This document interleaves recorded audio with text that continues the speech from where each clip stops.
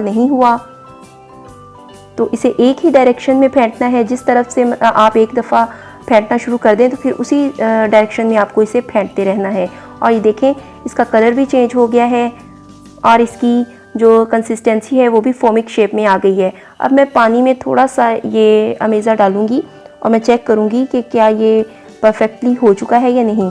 तो ये देखें ये पानी के ऊपर तैर रहा है, इसका मतलब है कि ये हमारा अमेज़ा जो है वो बिल्कुल तैयार है। तो अब ऑयल जो है वो हल्की आंच पर गर्म करना है और हल्की आंच पर ही हमें इन्हें फ्राई करना है।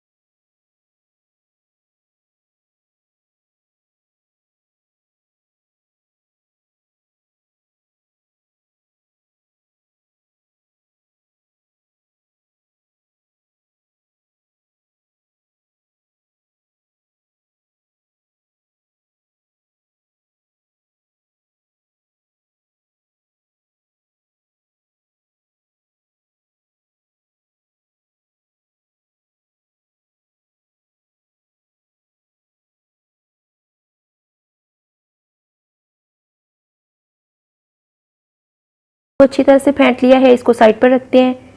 बड़े हमारे सॉफ्ट हो चुके हैं तो इनको हल्के हाथों से दबाकर इनका पानी जो है वो निकालते हैं और सर्विंग डिश में रखते हैं।